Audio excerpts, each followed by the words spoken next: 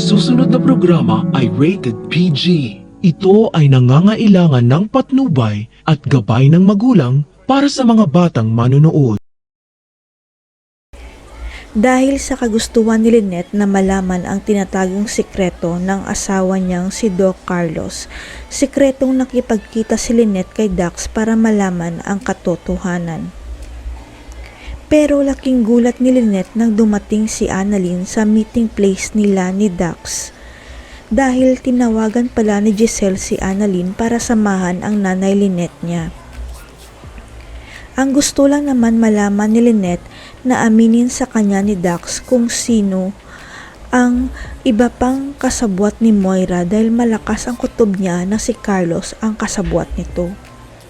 Nang magsumbong kasi si Giselle kay Lynette na dumalaw si Carlos kay Moira sa kulungan, mas lalong lumakas ang hinala ni Lynette na si Carlos ang tumutulong sa kanya na makalaya. Kaya lang may sinumpaan si Dax kay Carlos na hindi niya ay dadamay sila ni Zoe kapalit ang tulong niya, kaya hindi niya sasabihin kay Lynette na kasabwat rin ang asawa nito. Alam kasi ni Dax na si Carlos ang totoong may-ari ng medical equipment na ginamit ni Zoe para gamutin si Lolo Pepe, kaya accessory ni Moira si Carlos sa krimen nila ni Zoe.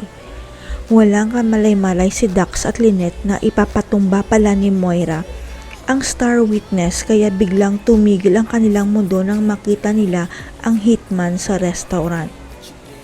Pero makakailag si Dax sa tama ng bala dahil panangga niya si Annalyn, kaya kung sakaling mabaril siya, si Annalyn ang matatamaan ng bala pero makakawala si Annalyn sa kanya.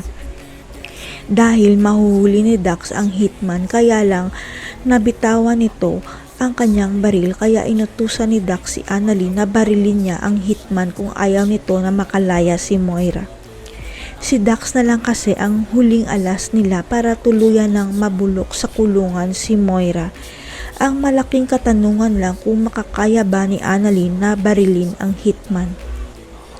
Sa kasamaang palad, malalagay sa panganib ang buhay ni Lynette dahil matatamaan siya ng tama ng bala, kaya isusugod siya sa ospital dahil maraming dugo ang mawawala sa kanya. Sa pag-aagaw buhay ni Lynette sa ospital, mabubunyag ang pinakatago-tagong sikreto tungkol sa tunay niyang pagkatao dahil makikilala niya ang kapatid niya sa ina. Magugulat na lang si Lynette sa paggising niya na nasa harapan na niya si Madam Lotus at sinabi nitong nagmatch pala ang dugo natin, Lynette, dahil magkapatid tayong dalawa. Si Lynette na kaya ang matagal nang hinahanap ni Madam Lotus na kapatid niya. Mamamatay kaya si Dax at si Zoe ang kapalit na star witness laban kay Moira? Abangan.